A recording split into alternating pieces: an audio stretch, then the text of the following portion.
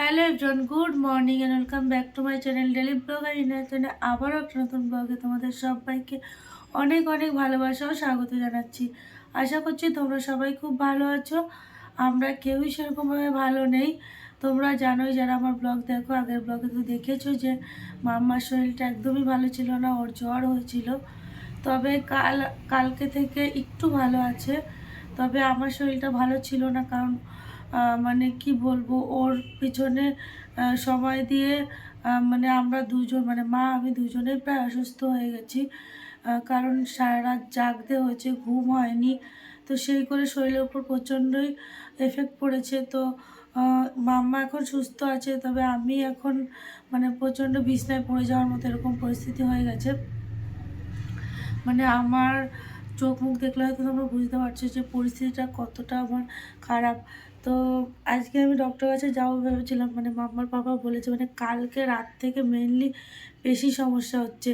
মানে কি বলবো, মানে দাঁড়িয়ে থাকতে পারছি না আমি, মানে হাত পা কাঁপছে।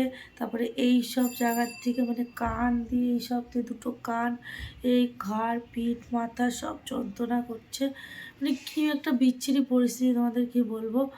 তো যাই হোক, আজকে ডক্টর কাছে যাবো ভেবেছিলাম 11টা 11:30 নাগাদ, মানে যাকে আমি দেখাবো। তো ওনার একজন রিলেটিভ মারা গেছে, যে কারণে উনি আজকে চেম্বারে বসবেন না। তো কালকে বসবেন উনি। তো ভাবছি তাহলে কালকেই দেখাবো, কিন্তু আজকে দেখালে ভালো হতো। তবে কিছু করার নেই, যেহেতু উনি বসবে না। তো এখন আমি যে একটু রোদ্দুরে বসেছি, আর রোদ্দুরে বসলে একটু ভালো লাগছে। আর মাম্মা ঘরে টিভি দেখছে, মা করছে রান্না। তো আমি এখানে যে ভাত নিয়ে এসেছি রোদ্দুরে, এখন ভাতটা একটু খাবো, কারণ কিছু ইচ্ছা করছে না, খেতেও ভালো লাগছে না, জানো তো। তবু না খেলে তো হবে না। তো মা ভাত বেড়ে দিয়েছে, আমি এখন এই যে রোদ্দুরে এসে বসেছি। তো দেখো এই যে ভাত নিয়ে এসেছি, এই যে এখানে ডিম সিদ্ধ দিয়েছে, আর এই যে একটু মাছ ভেজেছিলো, মাছের তেল।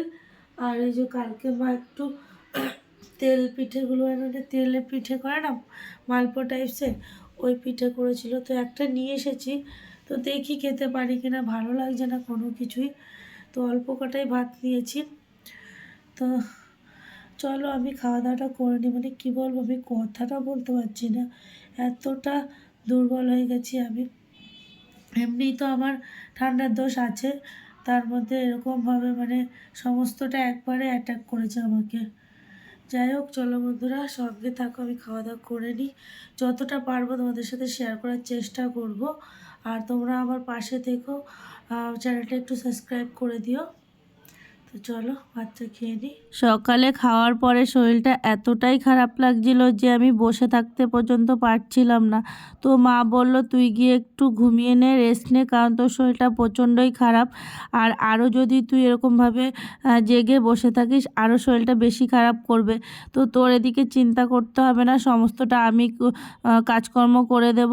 আর সমস্ত কাজকর্ম তো মাই করছে এই কদিন ধরে, তো সেটা নিয়ে আমার কোনো চিন্তার তো কারণই নেই। মা বললো যে রান্নাবান্না আমি সমস্তটা করছি, আর তার মাঝখানে সোনাকে স্নানও করিয়ে দেবো, খাইয়ে দেবো। তুই যেয়ে জাস্ট ঘুমিয়ে পড়, রেস্ট নে, আর কিচ্ছু তোর এদিকে ভাবতে হবে না। তো সত্যি কথা বলতে আমার এতটা শরীর খারাপ লাগছিল যে আমি আর মানে বসে থাকতেও পারছিলাম না। সেই কারণে এসে আমি শুয়ে পড়েছি, শুয়ে পড়লে ঘুমিয়েই গেছিলাম, মানে শরীরটা এতটাই আমার ক্লান্ত। তো সেই কারণে আর কোনো ভিডিও শ্যুট করা হয়নি। আর মা বাড়িতে হঠাৎ করে একটু এমার্জেন্সি পড়ে যাওয়ায় মার যেতে হয়েছে দুদিনের জন্য। মা আবার চলেও আসবে, কিন্তু সমস্ত কাজকর্ম আমাকে কিন্তু রেডি করে দিয়েই তারপরে মা গেছে। ইনফ্যাক্ট রাত্রে রান্নাও করে দিয়ে গেছে। আর তোমাদের তো বলছিলাম যে কালকে ডক্টরে দেখাতে যাব, কারণ যে ডক্টর দেখাবো ওনার একজন রিলেটিভ মারা গেছে, সেই কারণে আমি আজকে দেখাতে যেতে পারছি না। কিন্তু শরীরটা আমার এতটাই খারাপ, তার কারণে মাম্মার পাপা বললো চলো এখানে আরও ভালো ডাক্তার মানে বসে, সেখানে খোঁজ নিয়েছি, তুমি চলো আমি ডক্টর দেখিয়ে নিয়ে আসি তোমাকে, কারণ তোমার যে শরীরের পরিস্থিতি তাতে এইভাবে বসে থাকাটা ঠিক হচ্ছে না। তো সেই কারণে বিকেলবেলা আমরা তিনজনে মিলে বেরিয়েছিলাম ডক্টর দেখাতে। তো ডক্টর দেখানো আমাদের হয়ে গেছে, আর এখানে এই যে দেখো মেডিসিন নিচ্ছি। তো কালকে হলো আমাদের অ্যানিভার্সারি। তো অ্যানিভার্সারিতে এবার আমাদের কোনো কিছুই প্ল্যান নেই, তার কারণ এত ওষুধপত্র, তারপর ডাক্তার, তারপর টেস্টের পিছনে গেছে, আর কি বলবো তোমাদের। তো সেই কারণে আর কোনো অ্যানিভার্সারি আমাদের কিচ্ছু প্ল্যান নেই। তো বাড়িতে চলে এসেছি আর মা মাংস রান্না করে দিয়ে গেছিলো, আসার সময় রুটি কিনে নিয়ে এসেছি, তাই খেয়ে নিয়েছি।